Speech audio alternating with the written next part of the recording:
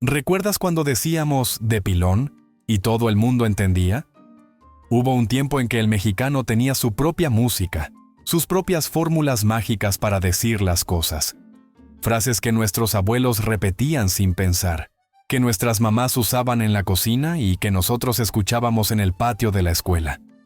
Hoy vas a reencontrarte con 15 expresiones mexicanas que desaparecieron sin hacer ruido, pero que alguna vez fueron parte de nuestra forma de hablar, de reír y de vivir.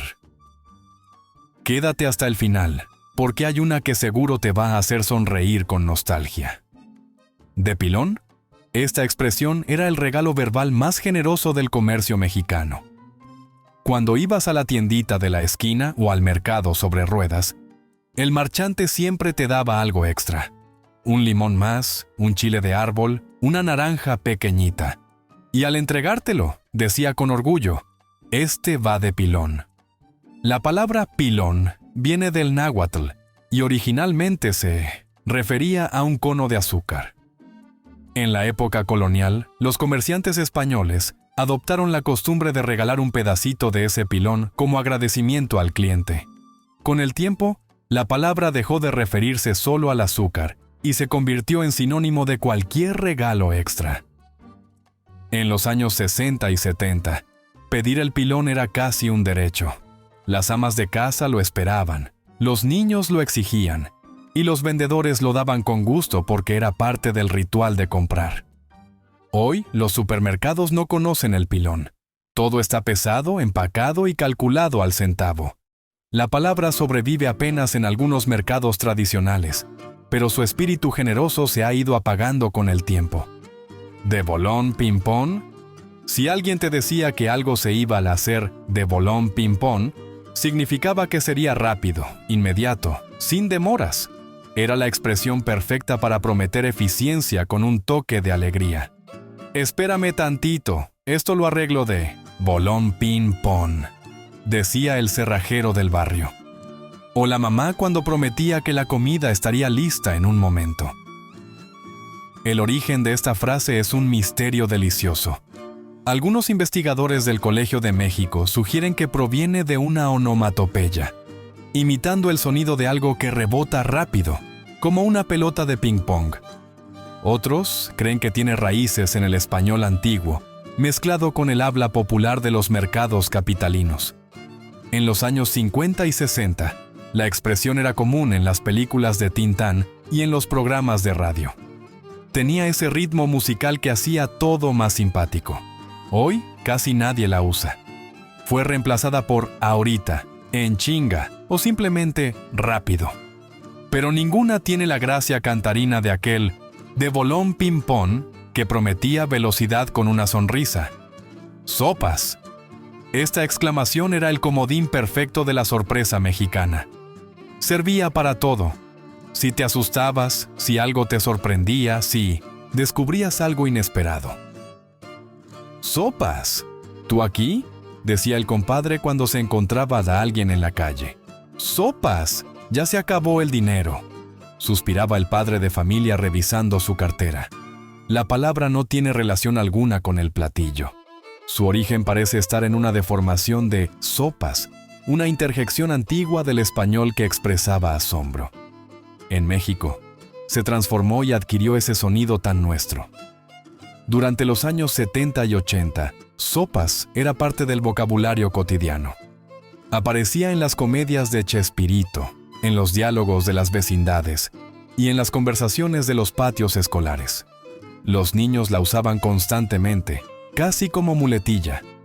Hoy ha sido desplazada por expresiones más modernas o por anglicismos, pero quienes crecieron escuchándola todavía la pronuncian de vez en cuando, como un reflejo automático del pasado. Nel pastel. Decir Nel pastel era la forma más divertida de negar algo en el México de los 80. No era un simple no. Era un no con ritmo, con rima, con picardía. ¿Vas a ir a la fiesta? Nel pastel. ¿Me prestas tu bicicleta? Nel pastel, mantel. La expresión nació del juego con las palabras, esa costumbre tan mexicana de rimar todo para hacerlo más gracioso. Nel ya era una forma popular de decir no, heredada del caló de los barrios. Agregarle pastel era pura creatividad callejera. En las secundarias de los años 80, esta frase era obligatoria. Aparecía en las películas de los polivoces, en los sketches de comedia y en cualquier conversación entre cuates. Variantes como nel pastel, mantel de Bruselas o nel pastel de cajeta surgieron en diferentes regiones. Cada quien le ponía su toque personal. Hoy los jóvenes ya no la conocen. Dicen simplemente no o nop o cualquier otra cosa. Pero nel pastel sigue siendo una joya del ingenio verbal mexicano. Una muestra de cómo convertíamos hasta las minutos of negación en algo festivo. ¡Nanaycucas! Esta expresión era la forma más contundente de decir que algo no iba a suceder. Cuando alguien decía nanaycucas, no había negociación posible. Era un no definitivo, rotundo, inapelable. ¿Puedo ir al baile? ¡Nanaycucas, jovencita! ¿Me das para el cine? Nanaycucas, ya no hay dinero.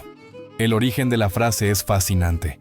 Nanay proviene del romaní, la lengua de los gitanos, donde significa no hay o nada. Llegó a España y de ahí cruzó el océano hasta instalarse en el habla popular mexicana. Cucas se agregó como refuerzo rítmico, probablemente derivado de cucarachas en sentido figurado. En los años 40 y 50, la expresión era común en el cine mexicano.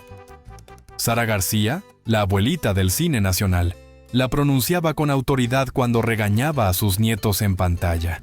Con el paso de las décadas, fue desapareciendo del vocabulario urbano. Hoy solo los mayores de 1960 la recuerdan, y al escucharla, sonríen con esa nostalgia de quien reencuentra una melodía olvidada. Simón o simonazo. Antes de que existiera el sí seco y cortante de hoy, los mexicanos teníamos formas más alegres de afirmar. Simón era el sí del barrio, el de los cuates, el de la confianza, y si querías enfatizar todavía más, decías simonazo. ¿Vienes al partido? Simonazo, carnal. ¿Está buena la película? Simón, está con madre. La expresión probablemente viene de una derivación humorística del nombre propio, Simón. En el habla popular, los mexicanos tenemos la costumbre de convertir palabras comunes en nombres para darles personalidad. Así como decimos Nelson para no, decimos Simón para sí. Durante los años 70 y 80, simonazo era parte del lenguaje juvenil. Aparecía en las películas de ficheras, en los diálogos de las series cómicas y en las conversaciones de las esquinas. Hoy se escucha cada vez menos. Los jóvenes prefieren zip, eso o simplemente un emoji de pulgar arriba. Pero simonazo tenía una energía que ninguna de esas palabras puede replicar. Achis, achis, los mariachis. Esta frase era la exclamación del asombro juguetón. Cuando algo te sorprendía, pero no de manera grave, sino curiosa o divertida, soltabas un achis, achis, los mariachis. ¿Ya viste que Lupita anda con el vecino? Achis, achis, los mariachis. Se sacó 10 en el examen sin estudiar. Achis, achis, los mariachis. La expresión combina la interjección achis, que ya de por sí expresa sorpresa en el español mexicano, con la rima los mariachis, para darle ritmo y gracia. Es pura invención popular, música hecha lenguaje. En los patios de las primarias de los años 70 y 80, esta frase era moneda corriente. Los niños la repetían cada vez que descubrían algo inesperado o cuando querían burlarse suavemente de alguna situación. También aparecía en programas de televisión como El Chavo del Ocho, donde los personajes la usaban para expresar incredulidad. Hoy los niños ya no la conocen. Fue sustituida por expresiones importadas o por simples exclamaciones sin gracia. Pero achis achis los mariachis sigue sonando a México, a infancia, a esos tiempos en que hasta la sorpresa tenía su propia canción. Recorcholis. Esta exclamación era el sustituto elegante de las groserías. Cuando querías expresar asombro, frustración o enojo sin decir una mala palabra, Recórcholis venía al rescate. Recórcholis, se me olvidaron las llaves. Recórcholis, ¿qué calor hace? La palabra tiene un origen curioso. Proviene de corchos, una exclamación española que a su vez era un eufemismo para evitar mencionar algo sagrado en vano. En México se le agregó el prefijo re para intensificarla, creando ese sonido tan peculiar. Durante los años 60 y 70, recórcholis era parte del habla familiar. Los padres la usaban frente a los hijos, los maestros frente a los alumnos. Era la forma de expresarse sin caer en lo vulgar. En las historietas de la familia Burrón y en los doblajes de caricaturas, la palabra aparecía constantemente. Calimán, el famoso superhéroe de la radio, también la pronunciaba en sus aventuras. Hoy suena anticuada, casi cómica. Los jóvenes se ríen cuando la escuchan. Pero fue una palabra que cumplió su función durante décadas, manteniendo la cortesía en medio del asombro. De Oquis. De Oquis significaba gratis, sin costo, regalado. Era la expresión del ahorro, la que usaba todo mundo cuando algo no costaba ni un centavo. Me dejaron pasar de Oquis al concierto. El taquero me dio 2 de Oquis por ser cliente frecuente. La palabra Oquis probablemente deriva del inglés ok o ok, transformado por el habla popular mexicana en algo completamente distinto. Otra teoría sugiere que viene del náhuatl, aunque no hay consenso entre los lingüistas. Lo que sí es seguro es que en los años 70 y 80, de Oquis era una expresión cotidiana. Se escuchaba en los mercados, en las tienditas, en las conversaciones entre amigos. Era sinónimo de suerte, de buena fortuna, de haberse ahorrado unos pesos. En las ferias de pueblo, los chavos presumían cuando entraban de Oquis, porque conocían al de la puerta. En los cines de barrio, el acomodador a veces dejaba pasar de Oquis a los niños que le caían bien. Era toda una economía paralela basada en el favor, en la amistad, en el sagrado yo te debo una. Las mamás mandaban a los hijos a la tortillería con la esperanza de que les dieran una tortilla calientita de Oquis para el camino.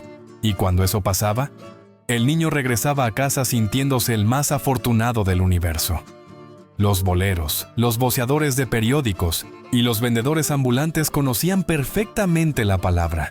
Era parte de su vocabulario diario, de sus tratos informales, de esa red de intercambios que funcionaba sin dinero.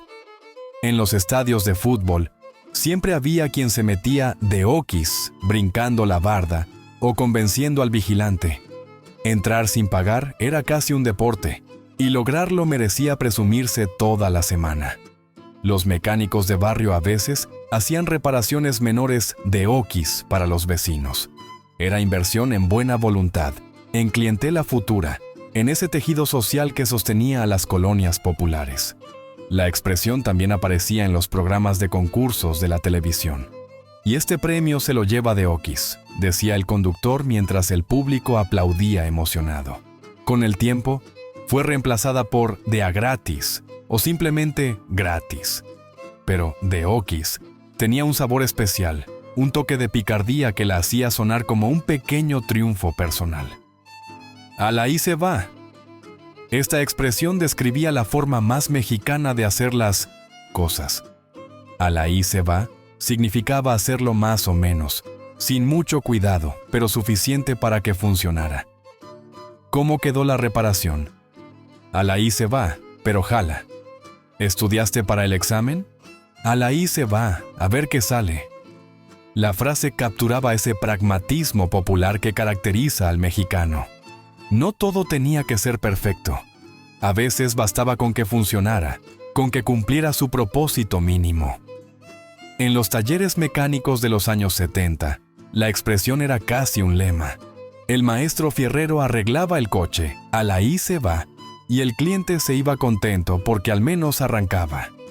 Las amas de casa también la usaban cuando la comida no quedaba exactamente como la receta, pero igual sabía bien. Los albañiles la pronunciaban al terminar una pared que no había quedado perfectamente derecha. Los plomeros la decían después de arreglar una fuga con alambre y cinta de aislar. Los electricistas la murmuraban cuando hacían empalmes que no estaban en ningún manual. Era la filosofía del ingenio mexicano, del con lo que hay se hace. En las escuelas, los estudiantes contestaban los exámenes a la I se va, cuando no habían estudiado lo suficiente, y a veces, contra todo pronóstico, pasaban la materia con 6 raspado. Esta expresión también reflejaba una sabiduría popular muy profunda. La vida no siempre permite hacer las cosas con calma, con recursos, con las herramientas adecuadas. A veces hay que improvisar, adaptarse, resolver con lo que se tiene a la mano. En las cocinas humildes, las señoras preparaban platillos a la I se va cuando faltaban ingredientes. Un guisado sin uno que otro condimento, pero que igual alimentaba a la familia. Eso era amor disfrazado de improvisación. Los músicos de las fiestas de barrio tocaban a la I se va cuando no conocían bien la canción. Pero el público bailaba igual, porque lo importante era el ambiente, no la perfección. En el fondo, esta frase era un recordatorio de que la vida real no es como los manuales, que sobrevivir y salir adelante muchas veces requiere flexibilidad más que exactitud. Hoy la expresión ha perdido terreno frente a más o menos o X, pero a la I se va tenía una honestidad refrescante, un reconocimiento de que la perfección no siempre es necesaria ni posible. Pelar gallo. Pelar gallo era irse, escaparse, huir del lugar, pero no cualquier huida. Era la salida discreta, la retirada estratégica, el momento de desaparecer sin dar explicaciones. Ya me voy a pelar gallo antes de que llegue mi suegra. El chamaco peló gallo cuando vio que venía el profesor. El origen de la expresión es incierto. Algunos folcloristas la relacionan con las peleas de gallos, donde el animal derrotado pela o huye del combate. Otros creen que viene del caló de los barrios, donde pelar significaba irse rápidamente. En los años 50 y 60, la frase era común en el cine de rumberas y en las películas de barrio. Los personajes siempre pelaban gallo, cuando la situación se ponía difícil. También aparecía en las canciones de Chava Flores, ese cronista musical del México popular. En las vecindades, los inquilinos pelaban gallo, cuando veían llegar al casero a cobrar la renta atrasada. Se escondían en el cuarto del vecino o salían por la azotea como si nada. Los novios pelaban gallo, cuando escuchaban los pasos del papá de la muchacha acercándose a la sala. Los empleados pelaban gallo 5 minutos antes de la hora de salida cuando el jefe andaba distraído. Era una expresión que implicaba astucia, timing perfecto, el arte de desaparecer en el momento justo. No era cobardía, era inteligencia callejera. Era saber cuándo retirarse para vivir y pelear otro día. En los barrios bravos de la Ciudad de México, pelar gallo a tiempo podía salvarte de un pleito innecesario. Era supervivencia urbana, convertida en lenguaje cotidiano. Los estudiantes la usaban cuando se escapaban de clases para irse a los billares. Nos pelamos gallo en el recreo y ya no regresamos. Era travesura adolescente con nombre propio. En las fiestas familiares siempre había quien pelaba gallo antes de que empezaran a repartir las tareas de limpieza. Desaparecían misteriosamente justo cuando había que lavar los trastes. Los vendedores ambulantes pelaban gallo cuando veían acercarse a los inspectores del ayuntamiento. Recogían su mercancía en segundos y se esfumaban entre la multitud. Hoy casi nadie la usa, reemplazada por me pinto o me esfumo. Pero pelar gallo tenía una gracia que las nuevas expresiones no alcanzan. ¡Ay, nanita! Esta exclamación era el suspiro del alma mexicana. Servía para expresar asombro, preocupación, miedo o cualquier emoción intensa que no cupiera en una sola palabra. ¡Ay, nanita, qué susto me diste! ¡Ay, nanita, cuánta gente hay en el mercado! La palabra nanita es un diminutivo cariñoso de nana, que a su vez era el nombre que se daba a las abuelas o a las mujeres que cuidaban niños. Invocar a la nanita era como pedir protección ante lo inesperado. En el México rural de los años 40 y 50, esta expresión era parte del habla cotidiana. Las mujeres la pronunciaban en los patios de las casas, en los lavaderos públicos, en las iglesias. También fue popularizada por el cine de la época de oro. María Félix, Dolores del Río y otras actrices la decían con ese tono dramático que caracterizaba al melodrama mexicano. En los pueblos de Michoacán, Guanajuato y Jalisco, las señoras la usaban cuando recibían noticias inesperadas, un nacimiento sorpresivo, una muerte repentina, un chisme jugoso del vecindario. Todo merecía un "ay, nanita", bien sentido, con la mano en el pecho. Los niños la aprendían de sus madres y abuelas, y la repetían sin entender del todo su significado profundo. Era parte del soundtrack familiar, del lenguaje heredado sin manual de instrucciones. También existían variantes que le añadían más dramatismo según la ocasión. "Ay, nanita de mi vida", se usaba para sustos mayores. "Ay, nanita santa", aparecía cuando la situación rozaba lo milagroso o lo terrible. Cada región tenía su propia entonación, su propio ritmo al pronunciarla. Cuando los temblores sacudían la Ciudad de México, era común escuchar un coro de "ay, nanitas" saliendo de las ventanas. Era el grito colectivo del miedo compartido, la oración espontánea de todo un vecindario. En los hospitales, las enfermeras escuchaban esta expresión constantemente. Las pacientes la decían al recibir inyecciones, al enterarse de diagnósticos, al ver nacer a sus hijos. Era la banda sonora de los momentos intensos de la vida. Los hombres también la usaban, aunque con menos frecuencia y generalmente en privado. Un "ay, nanita" masculino delataba una emoción genuina, sin máscaras. Hoy se escucha muy poco, principalmente entre personas mayores de zonas rurales, pero sigue siendo una de las expresiones más tiernas del español mexicano. Palabra de honor. Antes de que existieran los contratos, las firmas digitales y los acuerdos legales, la palabra de honor bastaba. Cuando un mexicano decía "te doy mi palabra de honor", estaba empeñando su dignidad. No había marcha atrás. "Te pago el viernes", palabra de honor. "No le digo a nadie", palabra de honor. Esta expresión venía de una época donde el honor personal valía más que cualquier documento. En el México rural, los tratos de tierra, ganado y dinero se cerraban con un apretón de manos y esas 3 palabras. En las vecindades urbanas de los años 50, la palabra de honor regulaba préstamos entre vecinos, promesas de pago en la tiendita y compromisos familiares. Romperla era una vergüenza social que marcaba a las personas para siempre. Los niños también la usaban. Palabra de honor que yo no fui. Era la defensa más sagrada en el patio de la escuela. En los negocios pequeños de barrio, el tendero fiaba mercancía con solo escuchar esas palabras mágicas. Anotaba la deuda en un cuadernito de rayas y confiaba en que el cliente cumpliría. Y la mayoría de las veces, así era, porque fallar significaba perder algo más valioso que dinero. Los compadres sellaban favores importantes con palabra de honor. Préstamos para emergencias médicas, cuidado de hijos en tiempos difíciles, ayuda para levantar un negocio. Todo funcionaba sobre la base de la confianza mutua, sin notarios ni testigos. En el cine mexicano, los héroes siempre cumplían su palabra de honor, aunque les costara la vida. Pedro Infante, Jorge Negrete y otros ídolos representaban ese código moral inquebrantable. Era el ideal de toda una generación que creía en la rectitud. También existían versiones infantiles con variantes que los niños inventaban.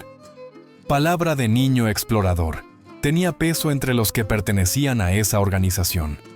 Por esta cruz se decía besando los dedos índice y pulgar cruzados. Por mi mamacita santa, invocaba lo más sagrado para sellar una promesa. En los mercados, los comerciantes hacían tratos de miles de pesos con solo un apretón de manos. La reputación era el único aval necesario. Hoy la expresión suena ingenua, casi ridícula en un mundo de desconfianza. Pero representa un México donde la palabra todavía tenía peso, donde el honor era moneda de cambio. ¡Qué pasión! Esta era la pregunta más alegre del vocabulario mexicano. ¿Qué pasión? Significaba ¿qué pasa? Pero con un toque de entusiasmo, de ganas de saber, de interés genuino. Compadre, ¡qué pasión! ¿Cómo está la familia? Oye, ¿qué pasión con el partido de ayer? La transformación de pasa en pasión. Era puro juego, lingüístico mexicano. Esa costumbre de cambiar las palabras para hacerlas más expresivas, más musicales, más nuestras. En los años 70 y 80, la expresión era común en las colonias populares de la Ciudad de México. Los chavos banda la usaban como saludo. Los vecinos la intercambiaban en la calle. También aparecía en las películas de ficheras y en los programas cómicos de la televisión. Era el saludo del barrio, la contraseña de la cuadra. En las esquinas donde se juntaban los amigos a platicar después de la chamba, el ¿qué pasión? Abría las conversaciones. Era la invitación a compartir noticias, chismes del rumbo, planes para el fin de semana. Los vendedores ambulantes la usaban para conectar con sus clientes de confianza. ¡Qué pasión, marchanta! ¿Qué le damos hoy? Era comercio con calidez humana, negocio mezclado con amistad. En las secundarias y preparatorias de la época, los estudiantes la gritaban en los pasillos. Era la forma de reconocerse, de pertenecer al mismo grupo, de hablar el mismo idioma secreto. A veces se alargaba con variantes que le daban más sabor. ¡Qué pasión, corazón! Para los cuates más cercanos. ¡Qué pasión, campeón! Para felicitar a alguien. Cada quien le ponía su estilo personal, su firma única. En las cantinas de barrio, los parroquianos se saludaban así al llegar. El cantinero respondía sirviendo la cerveza de siempre sin necesidad de pedirla. Era un ritual de pertenencia, de comunidad. Los taxistas la usaban con sus clientes frecuentes. ¡Qué pasión, licenciado! ¿A la oficina como siempre? Convertían el servicio en conversación, el trayecto en tertulia. En los talleres mecánicos, los maestros recibían así a quien llegaba con el coche descompuesto. Antes de revisar el motor, había que ponerse al día con la vida. Hoy ha desaparecido casi por completo. Los jóvenes dicen, ¿qué onda? ¿Qué pedo? O simplemente, ¿qué? Pero, ¿qué pasión? Tenía una calidez que ninguna de esas expresiones puede igualar. Ya chole. ¿Recuerdas que te mencioné que una te iba a hacer reír con nostalgia? Pues se trata de ya chole. Y era el punto final de cualquier discusión. Significaba ya basta, ya estuvo, hasta aquí llegamos. Pero lo decía con un tono que no admitía réplica. Ya chole con tus quejas, ponte a trabajar. Ya chole de tanto pleito, hagan las paces. El origen de chole es misterioso. Algunos lingüistas lo relacionan con el nombre propio soledad, que en diminutivo se volvía chole. Otros creen que viene del caló de los mercados, donde las palabras se inventaban y reinventaban constantemente. En los años 60 y 70, la expresión era parte del habla familiar. Las mamás la usaban para terminar berrinches, los papás para cortar discusiones, los maestros para callar a los alumnos revoltosos. También fue inmortalizada por el programa de Chespirito, donde los personajes la pronunciaban cuando la situación llegaba a su límite. Hoy todavía se escucha ocasionalmente, pero ha perdido la fuerza que tuvo. Las nuevas generaciones prefieren ya supéralo o ya déjalo así.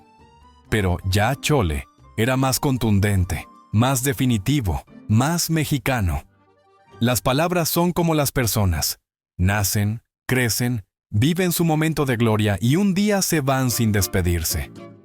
Estas 15 expresiones fueron parte del soundtrack de nuestras vidas. Las escuchamos en boca de nuestros abuelos, de nuestros padres, de los vecinos y los maestros. Eran parte de un México que hablaba diferente, que se expresaba con creatividad y con alma. Hoy, cuando alguien dice de pilón o suspira ¡ay, nanita!, está invocando ese pasado sin darse cuenta. está trayendo de vuelta un pedacito de memoria colectiva. Porque el lenguaje no es solo comunicación, es identidad, es historia, es cariño cristalizado en sonidos. Y aunque estas expresiones ya casi no se escuchen, siguen vivas en quienes las recuerdan, en quienes crecimos con ellas, en quienes todavía de vez en cuando las pronunciamos en voz baja, como quien reza una oración antigua. ¿Cuál de estas expresiones usabas tú o escuchabas en tu casa? Déjanos tu recuerdo en los comentarios y comparte este video con alguien que también creció escuchando estas palabras. Dale me gusta y suscríbete para seguir viajando juntos por la memoria de nuestro México.